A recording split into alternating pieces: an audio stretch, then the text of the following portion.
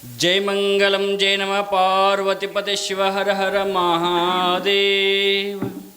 सद्गुरु मल्लिकार्जुन महाराज की, सद्गुरु सिद्धेश्वर स्वामी महाराज की, सकल साधु संत महाराज की।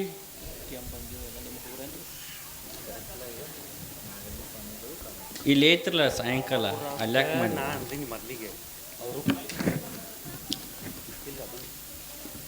ಓಂ ಬ್ರಹ್ಮಾನಂದಂ ಪರಮಸುಖದಂ ಕೇವಲಂ ಜ್ಞಾನಮೂರ್ತಿಂ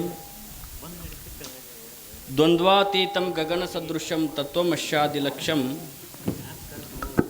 ಏಕಂ ನಿತ್ಯಮಿಮಲಮಚಲಂ ಸರ್ವದಿ ಸಾಕ್ಷಿಭೂತಂ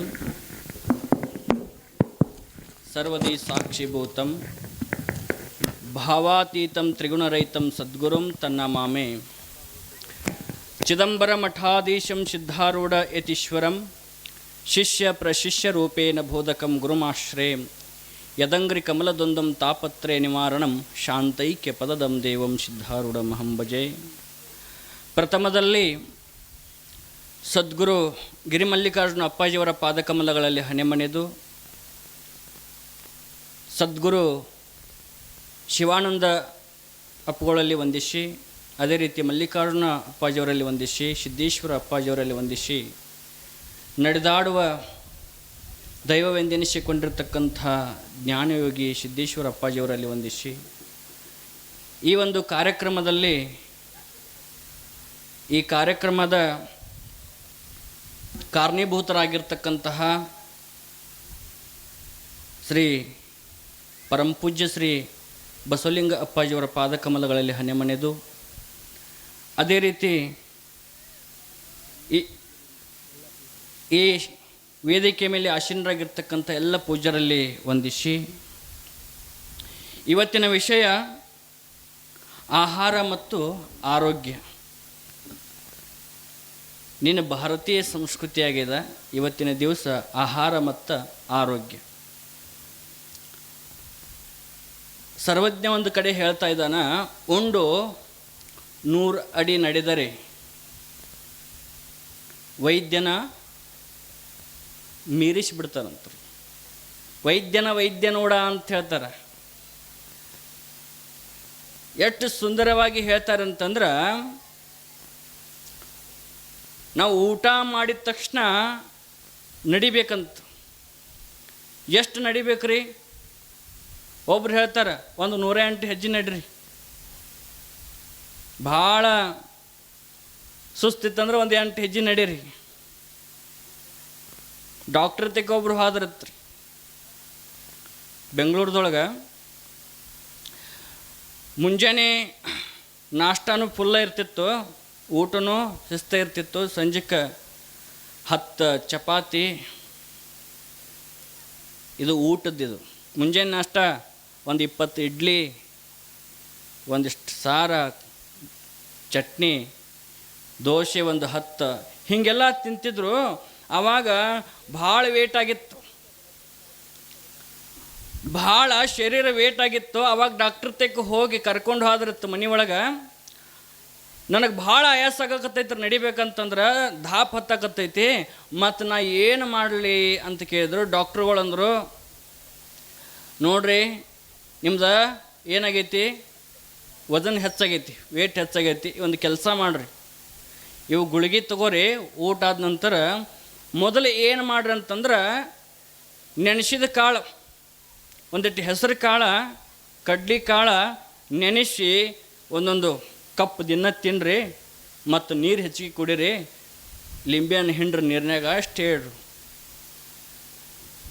ಹೊರಗೆ ಹೋದ ಬೆಳಗ್ಗೆ ನೆನಪಾತು, ಡಾಕ್ಟ್ರಿಗೆ ಕೇಳಿ ಬರ್ಬೇಕಂತೇಳಿ ತಿರುಗಿ ಬಂದು ಡಾಕ್ಟ್ರಿಗೆ ಕೇಳಿದ. ಡಾಕ್ಟ್ರ್ ಇದನ್ನು ಊಟ ಆದ ಬೆಳಗ್ಗೆ ತೊಗೋಬೇಕು, ಊಟಕ್ಕಿಂತ ಮೊದಲು ತೊಗೋಬೇಕು. ಡಾಕ್ಟ್ರ್ ಅಂದ, ನಿನಗೆ ಹೆಂಗೆ ಬರ್ತೈತೆ ಹಂಗೆ ತೊಗೋಬೇಕಂತ. ಅಂದ್ರೆ ಆರೋಗ್ಯ ಹಂಗೆ ಬರೋದಿಲ್ಲ ಅಂತ. ಆರೋಗ್ಯ ಬರಬೇಕಾದ್ರೂ, ಆರೋಗ್ಯ ನಮ್ಮ ಹತ್ರ ಉಳಿಬೇಕಾದ್ರೂ ಅದಕ್ಕೆ ಆರೋಗ್ಯಕ್ಕಿಂತ ಮೊದಲು ಆಹಾರ ಭಾಳ ಮುಖ್ಯ. ಹೌದ್ರಿ? ಮತ್ತು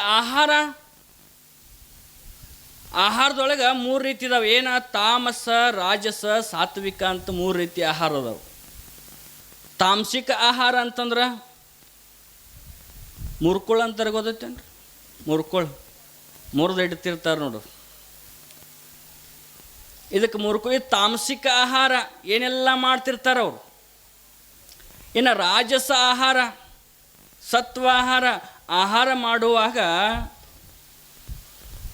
ಭಗವಂತನ ಸ್ಮರಣೆಯನ್ನು ಮಾಡಿಕೊಂಡು ಯಾರ ಮನೆಯೊಳಗೆ ಆಹಾರ ತಯಾರು ಮಾಡ್ತಾರೆ ಅದು ಸಾತ್ವಿಕ ಅನಿಸ್ಕೊತೈತಿ. ಅದನ್ನು ಉಂಡಿರ್ತಕ್ಕಂತಹ ಮನಸ್ಸು ಬುದ್ಧಿ ಸ್ವಸ್ತಿ ಆಗ್ತದೆ. ಅದಕ್ಕೆ ಹೇಳಿದರು ಮೊದಲು ಆಹಾರ, ಆರೋಗ್ಯಕ್ಕಿಂತ ಮೊದಲ ಆಹಾರ. ಆಹಾರದಿಂದಲೇ ಮನವು, ಆಹಾರದಿಂದಲೇ ನೆನವು, ಆಹಾರದಿಂದಲೇ ಎನ್ನ ತನವು ಆರೋಗ್ಯ ನೋಡ. ನನ್ನ ಶರೀರ ಆರೋಗ್ಯ ಇರಬೇಕಾಗಿತ್ತಂತಂದ್ರೆ ಮೊದಲ ಆಹಾರ ಪದ್ಧತಿ. ಮತ್ತು ಆಹಾರ ಪದ್ಧತಿಗೆ ಏನು ಬೇಕು? ಆಹಾರ ಚಲೋ ಓಡಬೇಕಾದ್ರೆ ಏನು ಬೇಕು ರೀ? ಸೌಂಡ್ ಸ್ವಲ್ಪ ಕಮ್ಮಿ ಹೇಳ್ರಿ.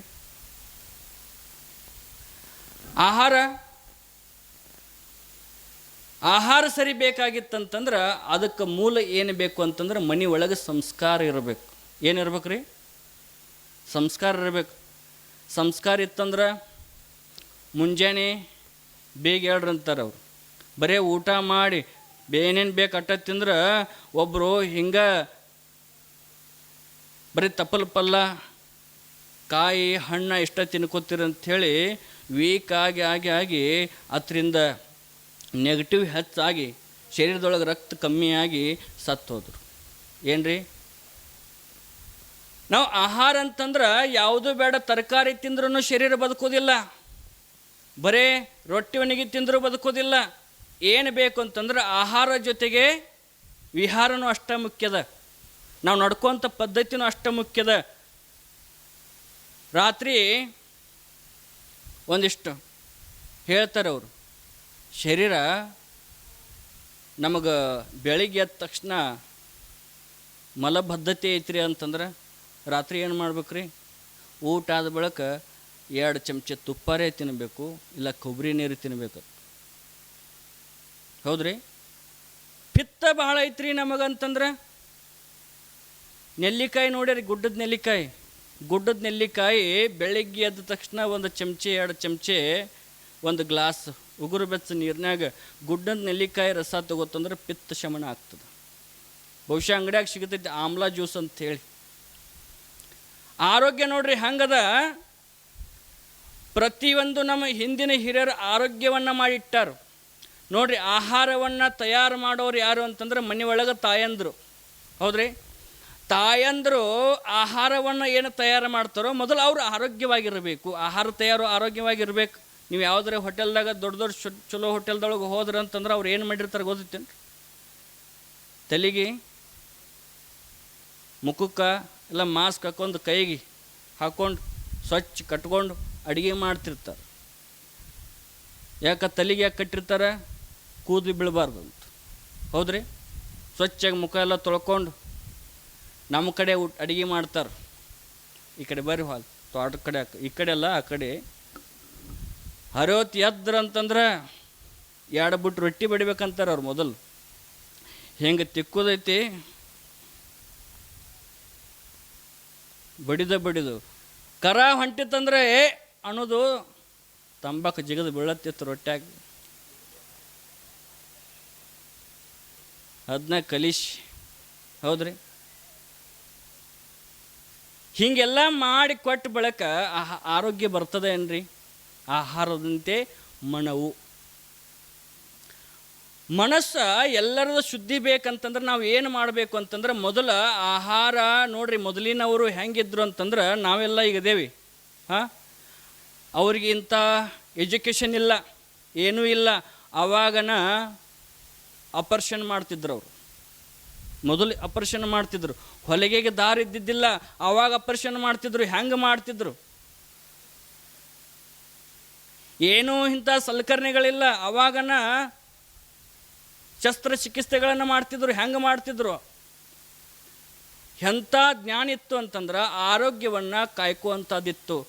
ಅದಕ್ಕೆ ಹೇಳ್ತಾರೆ, ನಮ್ಮ ಅಜ್ಜಿ ಮಾಡುತ್ತಿದ್ದಳು ರಾಗಿ ಮುದ್ದೆ ಗುಂಡ, ಅದನ್ನು ತಿಂದ ನಮ್ಮ ಅಜ್ಜಾಗಿದ್ದ ಕಲ್ಲುಗುಂಡತ್ತು. ಹೌದ್ರಿ? ನೋಡ್ರಿ, ನೀವು ರಾಗಿ ಮುದ್ದೆ ಜೋಳದ ಮುದ್ದೆ ತಿನ್ನಿಸ್ರಿ ಹೆಂಗೆ ಆಗ್ತಾರೆ ಅವರು. ನಮ್ಮ ಅಜ್ಜ ನಮ್ಮ ಮಾಯಿ ಮಾಡ್ತಿದ್ದಳ ರಾಗಿ ಮುದ್ದೆ ನಮ್ಮ ಅಜ್ಜ ತಿಂದಾಗಿದ್ದ ಹೆಂಗ ಕಲ್ಗುಂಡಾಗಿದ್ದತ್ರಿ. ನಮ್ಮವ್ವ ಮಾಡುತ್ತಿದ್ದಳು ಬಿಸಿ ಬಿಸಿ ಜೋಳದ ರೊಟ್ಟಿ ನಮ್ಮಪ್ಪ ತಿಂದ ಆಗಿದ್ದ ಬಲು ಜಟ್ಟಿ. ಹೌದ್ರಿ? ಈಗಿನವರು ಮಾಡ್ತಾರೆ ಇಡ್ಲಿ ಸಾಂಬಾರು ವಡ, ಅದನ್ನು ತಿಂದಾಗ್ಯಾರ ಖಾಲಿ ಕೊಡ. ಏನತ್ವ ಅವ್ರ ಹೆಂಗೆ 20 ವರ್ಷ 30 ವರ್ಷ ಆಗಿತ್ತಂತಂದ್ರೆ ಏನ್ರಿ ಕಾಲು ಎಳ್ಳಾಕ ಬರತ್ರಿ. ನಾವು ಬರೀ ಇಲ್ಲಿ ತಕ ಇಲ್ರಿ 4 ಕಿಲೋಮೀಟ್ರ್ ಐತ್ರಿ ಅಪ್ಪ, ಹೆಂಗೆ ಬರೋದು? ಕಾಲ ನುಸ್ತಾವು, ಕಣ್ಣ ಕಾಣಂಗಿಲ್ಲ. ಅವಾಗೆಲ್ಲ ಚಾಳ್ಸಿ ಬರ್ತಿತ್ತು. ಯಾವಾಗ ರೀ? 40 ದಾಟಿದ ಬೆಳಕ ಚಾಳ್ಸಿ ಬರ್ತಿತ್ತು. ಚಾಳ್ಸಿ ಅಂದ್ರೆ ಎಷ್ಟು? 40ಕ್ಕೆ ಬರ್ತಿತ್ತು ಅದು. ಈಗ ಹುಟ್ಟನ ಬರಾಕತ್ತೈತಿ. ಯಾಕೆ? ಅದಕ್ಕೆ ಹೇಳಿದರು ಎಲ್ಲರಿಗಿಂತ ಮುಖ್ಯವಾಗಿ ತಾಯಿಯಲ್ಲಿ ಆರೋಗ್ಯ, ತಾಯಿ ಆರೋಗ್ಯವಂತಳಿರಬೇಕು. ತಂದೆ ಆರೋಗ್ಯವಂತಿದ್ದಂತಂದ್ರೆ ಮಕ್ಕಳು ಆರೋಗ್ಯವಂತರಾಗಿರ್ತಾರೆ. ಮಕ್ಕಳು ಆರೋಗ್ಯವಂತರಿರಬೇಕಾಗಿದ್ದಂದ್ರೆ ಮನೆ ಒಳಗೆ ಸಂಸ್ಕಾರ ಇರಬೇಕು ತಾಯಿ ತಂದೆಗೆ. ಹಂಗಂತ ಹೇಳ್ತಾರೆ ನೋಡ್ರಿ. ಮೊದಲಿನವರು ಮುತ್ತೈದೆ ಅಂತಿದ್ರು.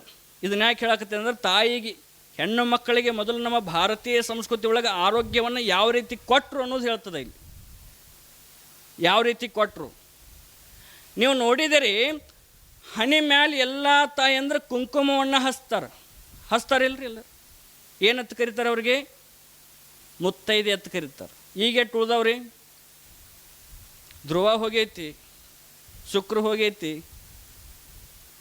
ಎಷ್ಟು ಉಳ್ದಾವತ್ತಂದ್ರೆ ಅವ್ರಿಗೆ ಗೊತ್ತವ. ಮೊದಲನೇ ಮುತ್ತು ಕುಂಕುಮ ಬೊಟ್ಟು. ಕುಂಕುಮ ಎತ್ತರಲ್ಲೇ ತಯಾರು ಮಾಡ್ತಾರಂತಂದ್ರೆ ಒಂದು ತಿಳ್ಕೋಬೇಕು, ಒಂದು ಅರಿಶಿನ, ಪ್ಯೂರ್ ಅರಿಶಿನ ಪುಡಿ ಕುಂಕುಮ ತಯಾರು ಮಾಡ್ರಿ, ಮನೆ ಒಳಗೆ ಮಾಡ್ರಿ, ಎಲ್ಲಿ ತರಕ್ಕೆ ಹೋಗ್ಬೇಡ್ರಿ, ಎಲ್ಲ ಕೆಮಿಕಲ್ ಐತಿ. ಒಂದು ಅರಿಶಿನ ಬೇರೆ ಇರ್ತಾವೆ ನೋಡ್ರಿ, ಅರಿಶಿನ ಬೇರೆ ಕುಟ್ರಿ, ಅರಿಶಿನ ಬೇರೆ ಕುಟ್ಟಿ ಪೌಡ್ರ್ ಮಾಡಿರಿ. ಪೌಡ್ರ್ ಮಾಡಿ ಅದ್ರೊಳಗೆ ಒಂದು ಚಿಟಿಗೆ ಸುಣ್ಣ ಹಾಕ್ರಿ, ಒಂದು ಅರ್ಧ ಲಿಂಬೆಹಣ್ಣು ಹಿಂಡ್ರಿ, ಸ್ವಲ್ಪ ನೀರು ಹಾಕಿ ತಿರುವಿದ್ರೆ ಏನಾಗ್ತದೆ ರೀ? ಕುಂಕುಮ ಆಗ್ತದೆ ನೋಡ್ರಿ. ಕುಂಕುಮ ಏನು ಮಾಡ್ತದೆ ಅಂತಂದ್ರೆ ಸುಣ್ಣ ಕ್ಯಾಲ್ಸಿಯಂ, ಹೌದ್ರಿ. ಅರಿಶಿನ ನಮ್ಮಲ್ಲಿ ಇರ್ತಕ್ಕಂಥ ನೆಗೆಟಿವನ್ನು ತೆಗಿತದ, ರಕ್ತವನ್ನು ಶುದ್ಧಿ ಮಾಡ್ತೈತಿ. ಅಂಥ ಕುಂಕುಮವನ್ನು ಹಣಿ ಮೇಲೆ ಹಚ್ಚೋದ್ರಿಂದ ಹಣ್ಣಿ ಮೇಲೆ ಏನು ಐತಿ ಅಂತಂದ್ರೆ 3 ನಾಡಿದಾವೆ. ಇಡ, ಪಿಂಗಳ, ಸುಷುಮ್ನ ಅಂತ 3 ನಾಡಿದಾವ. 3 ನಾಡಿ ಮೇಲೆ ಹಚ್ಚೋದ್ರಿಂದ ಸೂರ್ಯನಿಂದ ಬರ್ತಕ್ಕಂತಹ ತೇಜೋ ಗ್ರಂಥಿಯನ್ನು ಹೀರ್ಕೋತದ, ಶರೀರಕ್ಕೆ ಕೊಡ್ತದ, ಮೆದುಳಿಗೆ ಕೊಡ್ತದ. ಏನ್ರಿ? ಕುಂಕುಮ ಹಚ್ಕೋದ್ರಿಂದ. ಎಷ್ಟು ದೊಡ್ಡದು ಹಚ್ಕೋತಿದ್ರು ಮೊದಲಿನವ್ರು. ಯಾಕೆ? ಅದು ಆರೋಗ್ಯ, ಆಯುಷ್ಯ. ಅದಕ್ಕೆ ಹೇಳ್ತಾರೆ ಹೆಂಡತಿ ಕುಂಕುಮ ಹಚ್ಕೋದ್ರಿಂದ ಗಂಡನ ಆಯುಷ್ಯ ಹೆಚ್ಚಾಗ್ತಿತ್ತು. ಹೆಂಗೆ ಆಗ್ತಿತ್ತು ರೀ? ನಾವು ಊಟ ಮಾಡ್ರಿ ನಿಮ್ಮ ಹೊಟ್ಟೆ ತುಂಬತೈತಿ ನೋಡ್ರಿ. ಹೆಂಡತಿ ಕುಂಕುಮ ಹಚ್ಕೋದ್ರಿಂದ ಗಂಡನ ಆಯುಷ್ಯ ಹೆಚ್ಚಾಗ್ತೈತಿ. ಇದ್ರ ಗೂಢಾರ್ಥ ಏನಂತಂದ್ರೆ ಹೆಂಡತಿ ಆರೋಗ್ಯವಂತಳಿದ್ಳು ಅಂತಂದ್ರೆ ಗಂಡಗೆ ಚಂದಾಗಿ ನೋಡ್ಕೋತಾಳೆ, ಅವನ ಆಯುಷ್ಯ ಹೆಚ್ಚಾಗ್ತದೆ. ಇದನ್ನು ತಿಳ್ಕೊಬೇಕು. ಬರೀ ರೊಟ್ಟಿ ಅಟ್ಟ ಬೇಡಿ ಬೇಡ, ತಾಯಿನೂ ಬೇಡ್ರಿ. ಹೆಂಗೆ? ಹೆಂಡತಿ ಆರೋಗ್ಯವಂತಿದ್ದಳು ಅಂತಂದ್ರೆ ಗಂಡನ ಆಯುಷ್ಯ ಹೆಚ್ಚಾಗ್ತದ. ಗಂಡ ಆರೋಗ್ಯವಂತಿದ್ದಂತಂದ್ರೆ ಕುಟುಂಬ ಆರೋಗ್ಯವಂತವಾಗಿರ್ತದ.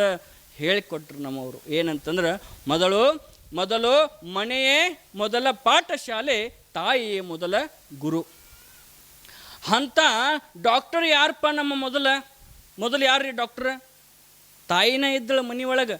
ಹುಡುಗರು ಕೆಮ್ಮಾಕತ್ತು ಅಂತಂದ್ರೆ ಕೊಟ್ಟು ಏನು 4 ಕರಿಮೆಣಸಿನಕಾಳು, ಒಂದು ಲವಂಗ, ಒಂದಿಟ್ಟು ದಾಲ್ಚಿನ್ನಿ, ಒಂದಿಟ್ಟು ಜೀರಿಗೆ ಹಾಕಿ, ಒಂದಿಟ್ಟು ಅರಿಶಿನ ಹಾಕಿ ಕುಟ್ಟಿ ಕುದಿಸಿ ಕೊಟ್ರು ಅಂದ್ರೆ ಆರಾಮ್ ಹೋಯ್ತು ಕೆಮ್ಮು. ಎಂತೆಂಥದ್ದು ಹೇಳಿಕೊಟ್ರು ನಮಗೆ. ಮನೆ ಒಳಗನ ಐತಿ. ಅದಕ್ಕೆ ಹೇಳಿದರು ಏನಂತಂತಂದ್ರೆ ಮನೆಯ ವೈದ್ಯ. ನಾವೆಲ್ಲ ಮನೆ ಒಳಗೆ ನಮ್ಮ ಇದ್ರು, ಹೊರಗೆ ಹೋಗೋದು ಬೇಕಾಗಿಲ್ಲ. ಅದಕ್ಕೆ ತಾಯಿ ಮೊದಲು ಏನಪ್ಪ ಅಂತಂದ್ರೆ ಕುಂಕುಮ, ಹೌದ್ರಿ. ಕುಂಕುಮವನ್ನು ಕೊಟ್ಟರು, ಆರೋಗ್ಯವಂತರಾಗಿರಬೇಕು. ಇನ್ನು ಮೊದಲಿಗೆ ಕೊನೆಗೆ 2ನೇದ ಮೂಗುತಿ ಕೊಟ್ಟರು. ಯಾಕ್ರಿ? ಅದು ಯಾಕಂತಂದ್ರೆ ನೋಡ್ರಿ, ಅದು ಎಡಗಡೆ ಮೂಗಿನ ಹೊಳಿಗೆ ಹಾಕೋತಾರೆ. ಯಾಕಂತಂದ್ರೆ ಅದು ಸೂರ್ಯನಿಂದ ಬರ್ತಕ್ಕಂತಹ ಈ ಪ್ರಕೃತಿಯಿಂದ ಬರ್ತಕ್ಕಂತಹ ಪಾಸಿಟಿವ್ ಎನರ್ಜಿನ ಹೀರಿಕೊಡ್ತದೆ. ಹಿಂಗೆ ತಾಯಿಗೆ ಮೊದಲು ಏನು ಬೇಕು ಅಂತಂದ್ರೆ ಆರೋಗ್ಯ ಬೇಕು. ಆ ತಾಯಿಯಿಂದ ಆರೋಗ್ಯ ಏನು ಬರ್ತದ, ತನ್ನ ಕುಟುಂಬಕ್ಕೆ ಬರ್ತದ ಅಂತ ಹೇಳ್ತಾ ಇಲ್ಲಿವರೆಗೆ ಇಂಥ ಒಂದು ಸುಂದರವಾಗಿರ್ತಕ್ಕಂತಹ ಸನ್ನಿಧಾನ ನಾವು ನೀವು ಕೂಡಿ ನಾವು ಬಂದೇ ಒಂದು ಎರಡು ಮಾತು ಹೇಳಕ್ಕೆ ಇಂತೆಂಥ ಮಹಾತ್ಮರು ಬಂದಿದ್ದಾರೆ. ಯಾಕಪ್ಪ ಅಂತಂದ್ರೆ ಇದು ಮಾತಾಡೋದಲ್ಲ, ಇದು ಒಂದು ಸುಂದರವಾದ ಒಣ ಮನೆ ಒಳಗೆ ಕೂತ್ರೆ ಇಂಥದ್ದು ಸಿಗೋದಿಲ್ಲ. ಹೌದ್ರ, ಪ್ರಕೃತಿ ಇಂಥದ್ದು ಇರೋದಿಲ್ಲ ಅಲ್ಲಿ. ಆದರೆ ಇಂಥ ಪ್ರಕೃತಿ ಒಳಗೆ ಬಂದು ಕುಂತ ಗುರುವಿನ ಅನುಗ್ರಹ ಪಡ್ಕೊಳಕ್ಕೆ ನಾ ಸುಮ್ಮನೆ ಕೇಳಾಕಂತೇಳಿ ಬಂದೀನಿ ನಾನು. ಆದ್ರೆ ಅಪ್ಪಗಳಂದ್ರು ಎರಡು ಮಾತಾಡಂತಂದ್ರೆ ಅವರು ಪ್ರತಿ ಸಲ ಬಂದಾಗ. ಯಾಕಂತಂದ್ರೆ ಇಲ್ಲೆಲ್ಲ ನಾವು ಓಡಾಡಿ ಸೇವಾ ಮಾಡಿ ಹೋದವರು, ಇಲ್ಲೇನು ನಾವು ಮಾತಾಡೋದ್ರಿ? ಹೌದಾ, ಗುರುಗಳು ನಾವು ಕೇಳಕ್ಕೆ ಬಂದೇವಿ. ಆದರೂ ಒಂದೆರಡು ಮಾತಾಡು ಅಂದ ತಕ್ಷಣ ಅಲ್ಪ ಮಟ್ಟಿಗೆ ತಿಳಿದಷ್ಟು ಒಂದೆರಡು ಮಾತುಗಳನ್ನು ಆ ಗುರುವಿನ ಪಾದಕ್ಕೆ ಅರ್ಪಣೆ ಮಾಡಿ ತಾವೆಲ್ಲ ಆರೋಗ್ಯವನ್ನು ಪಡ್ಕೋಬೇಕಾತಂದ್ರೆ ಸದಾಚಾರ ಸಂಸ್ಕೃತಿ ಅಂತಕ್ಕಂಥದ್ದು ನಮ್ಮಲ್ಲಿ ಉಳಿಲಿ ಅಂತ ಹೇಳ್ತಾ ನನ್ನ ಎರಡು ಮಾತಿಗೆ ಮಂಗಲ ಮಾಡಿ ಎಲ್ಲರಿಗೂ ಶರಣಾರ್ಥಿ.